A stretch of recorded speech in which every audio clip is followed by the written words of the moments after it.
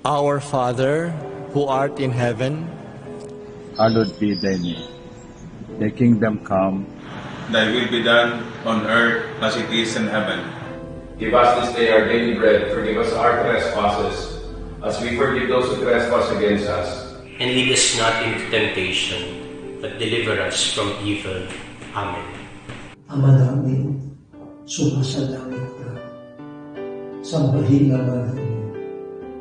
Mapasa amin ang kaharian mo. Sundin ang loob mo dito sa lupa para lang sa langit. Bigyan mo kami ng aming kakanin sa araw-araw at patawarin mo kami sa aming mga sala para ng pagpapatawad namin sa nagkakasala sa amin. At huwag mo kami ipahintulot sa tukso at iadyan kami sa lahat ng masama. Amen. Abay namon ngera ka sa mga langit, pagdayaw mo ng imong ngalan. Ikan himuhaan mo ginhatian, ipaso na rin pagtuot din hatuna. Dinhi sa yuta, maingon sa langit. Ang kalanuna mo sa matag adlaw, ihatag ka na mo karong adlaw. Asin patawadon mo kami sa samong mga kasala. Ingon nga nagapasaylo kami sa mga nakasala kanamo.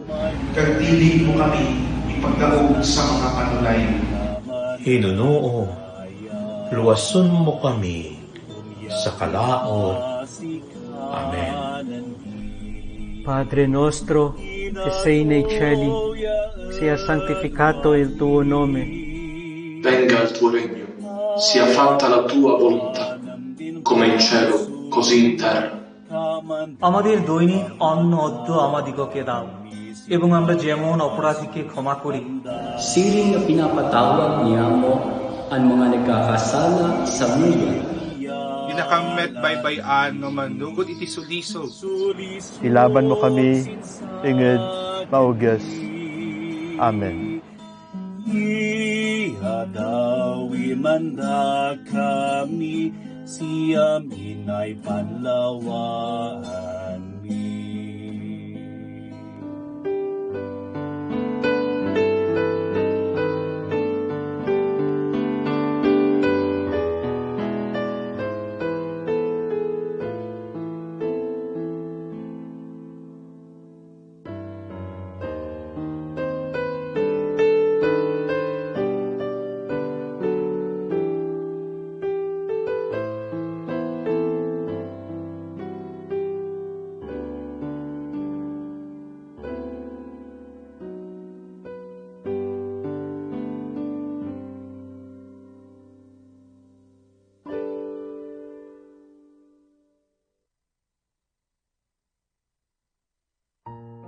Dear brothers and sisters, I invite you to pray with me the 13th century Dominican blessing.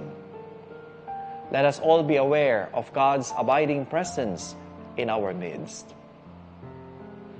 In the name of the Father, and of the Son, and of the Holy Spirit. Amen. May God the Father bless us. May God the Son heal us. May God the Holy Spirit enlighten us and give us eyes to see with, ears to hear with, hands to do the work of God with, feet to walk with, and mouth to preach the word of salvation with. And may the angel of peace to watch over us and lead us at last by our Lord's gift to the kingdom.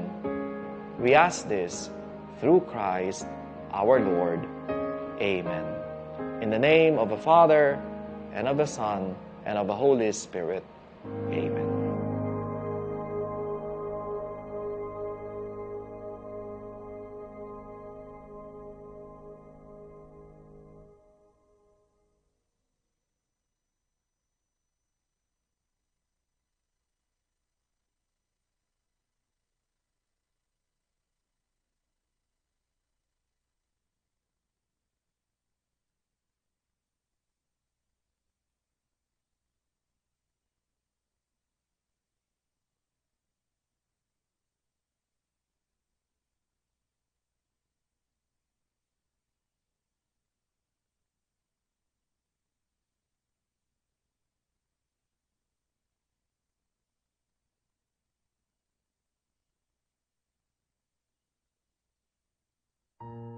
Dear brothers and sisters, I invite